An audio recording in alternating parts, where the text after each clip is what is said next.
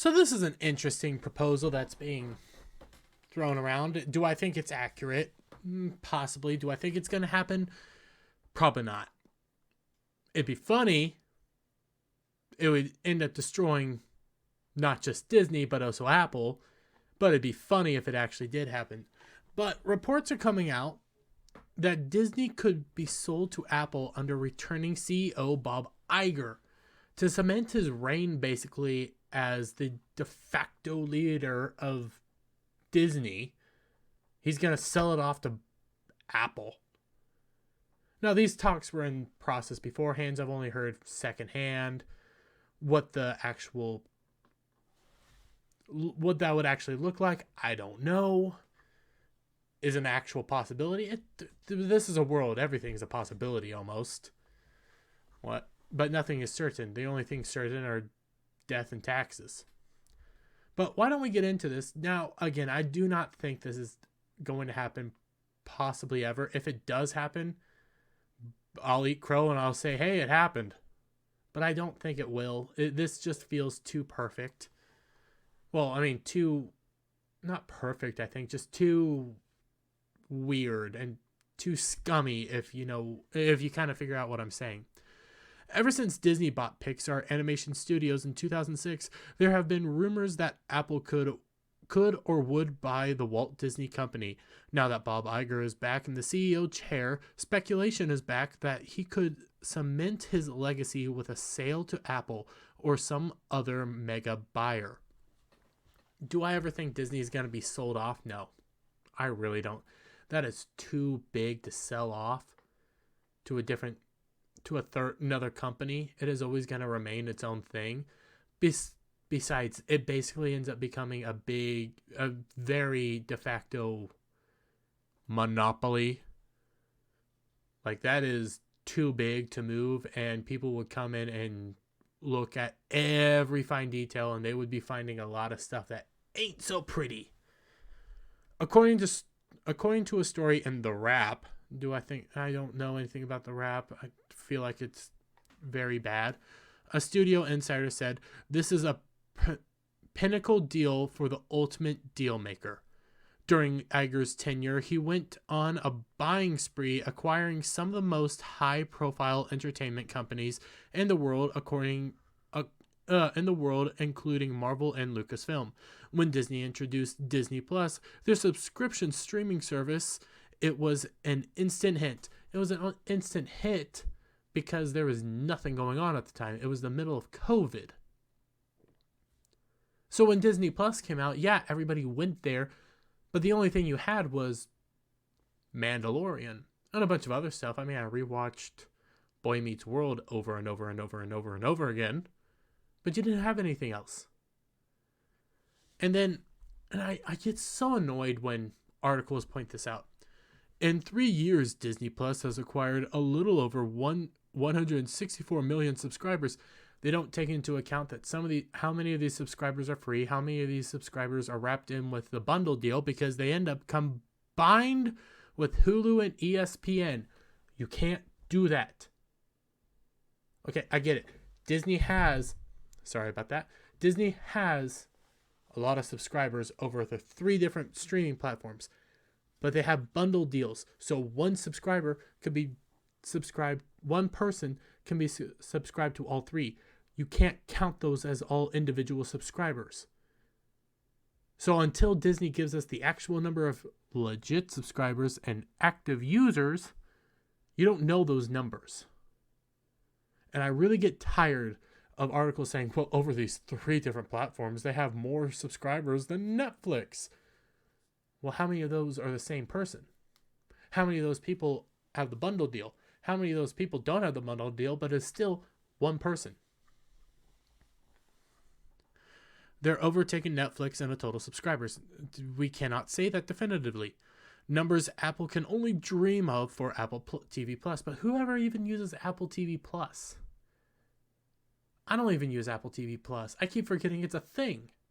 Granted, I don't have any Apple products. I have family that do, but I don't. I don't like Apple. I don't like iPhone. I get tired when people constantly have to to combine all these numbers to get this mega number, but you can't do that. You rub those two brain cells together because God gave you a brain. You have to take into account, oh, well, there's this bundle deal, but you can't do that. You can't be honest. In a call with investors this past April, Apple CEO Tim Cook said, "We're always looking to buy companies. We acquire a lot of smaller companies, and we'll continue to do that to add more talent to the IP.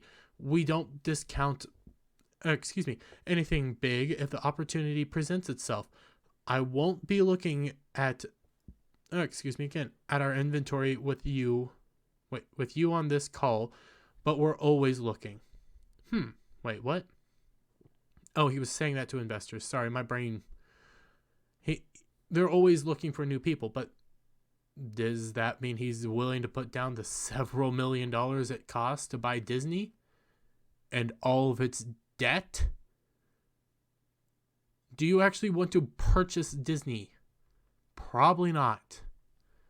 He said that Apple would not rule out acquiring a large company, and that the main drive was to secure strong intellectual property and big names. The problem is these might be big names, but Disney, Bob Iger, has single-handedly led these names to dysfunction, disarray, and disaster. Nobody's excited for another Star Wars movie. Let's remind yourself. Because if they were, they'd be putting 3 new movies out every other year. You'd have a whole new trilogy already coming out. You're not getting that. The only reason the MCU is making money at all is because it's still a very massive brand and it's surviving solely off the brand. But those numbers are dwindling as well. You can't keep doing that. Disney is and with bringing Bob Iger back in, let's be real. With bringing Bob Iger back in, this is not just a double down. This is not just a triple down. This is like multiple times, 100 times down on everything they've been doing, and they're just going to continue doing it. So do you really want to bring that? Do you really want to take that into account?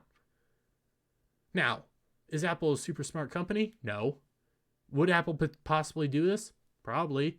Do I think it's actually going to happen, though? Doubtful. I don't think a company in this market, watching the disaster that is the brand, that is Disney, watching all of its controversies time and time again, do they actually want to risk that? Because Disney's not going to let go of the control.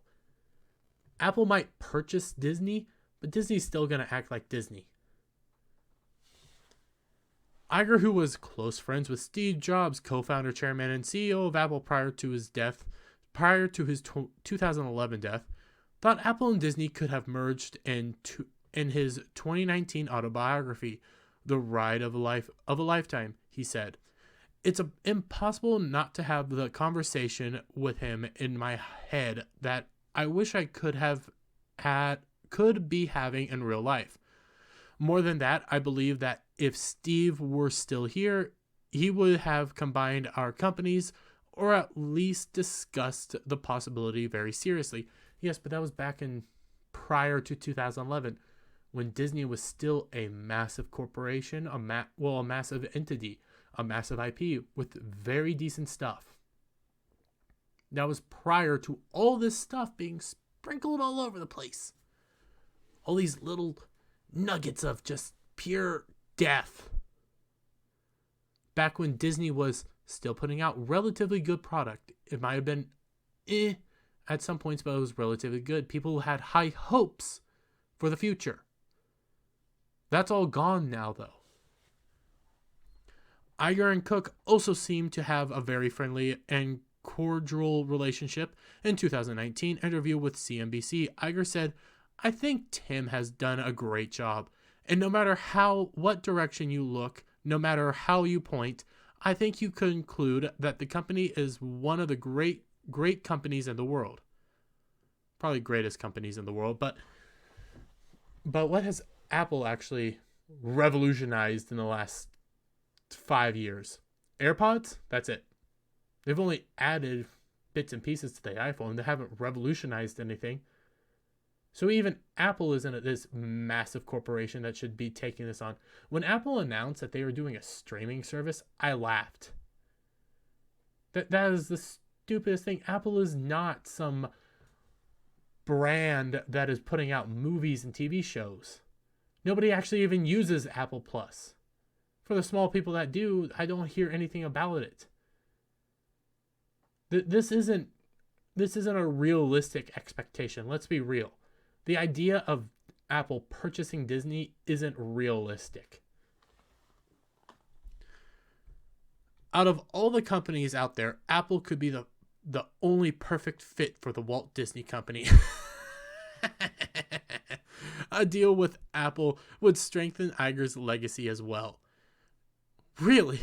Yeah? It would put the bag in somebody else's hand yet again, just like he did with Chapek, reported the Wrap. I think he would welcome it. He would be the last CEO of Disney, a former top Disney executive told the outlet. Noting that two companies have a similar brand identity and could benefit from a merger. Really? I mean, Apple doesn't have the best looking brand identity either, but really, Apple wants all the groomer stuff over there, wants all that baggage. I don't think they want it anymore. Again, Disney is set to continue this trajectory of disgusting stuff. You have Insight, Gary Biegler, Nerdrotic, Ryan Kinnell, RK Outpost. They got on the same call with a similar dude. We don't have this privy to information of who this guy is, but they told him the exact same thing. It was reported in Bounding in Comics, the exact same thing. They are going to be going harder now into the woke stuff. Do you want this brand that is now setting itself up to continue down this path that it has never gotten off of, even after Chapek? That it refuses to diverge from the not-so-secret gay agenda. Do you want to buy this brand that will inevitably destroy your company? The only reason Warner Media is actually looking like it is set to be profitable, it is set to be DC's era. The only reason that's happening is because Zaslav came in and completely cleaned house. I don't see that ever happening to Disney anytime soon, even if it gets sold off to Apple. It could happen. I don't see it happening anytime soon, though. The story went on to say that although there are a lot of positive with with a Disney Apple merger, there could be some roadblocks that might make it difficult. First, Disney is a huge company with a market value of around $80 billion. Well, also that market value's dwindling yet again. Your stock is going to take more hits the more crap you continue to put out. You can't uncrack these eggs just by bringing Iger back. All Iger did to the stock, and what I've been trying to tell people, is to just put confidence in the stock. Oh, we're gonna have these pre-COVID years back. We're gonna have all this great stuff back because Iger's back. Doesn't really matter. He's the one that set you on this trajectory in the first place. You guys might get a handful of deals here and there because he's friends with some high-ups in DC. Might get a little bit of a taxpayer funding here and there. But that doesn't really change anything. That's not going to set the company on an upward trajectory. That's going to hinder everything. That doesn't change the fact that your stuff is shit. Unless you change what you are putting out, nothing's going to change. No, we're getting discussions that in the next year or so, Kathleen Kennedy plans to step down after Indiana Jones 5. I will wait to see it. I will believe it when I see it. But even if Kathleen Kennedy leaves, let's say this, even if Kathleen Kennedy leaves, that doesn't save Star Wars. That doesn't save Indiana Jones. You still have the writing companies the writing crew to deal with.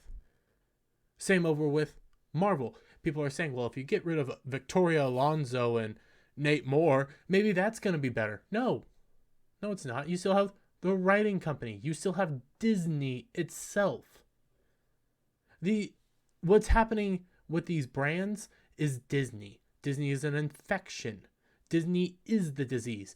And it can't just simply be fixed by selling Marvel off to somebody else, because then when you sell it off to somebody else, you have to go in there and completely clean house. That is roughly 2 years of work. Well, a year and a half of deep cleaning before you can even set Marvel up to a proper trajectory. That's after Disney has completely ran it into the ground. Although a deal a few years ago may have been more difficult, when back in 2021, Disney was near $200 per share. Yeah, that would have been harder back when the brand was not so publicly tainted, not so publicly non-family friendly, not so publicly grooming people.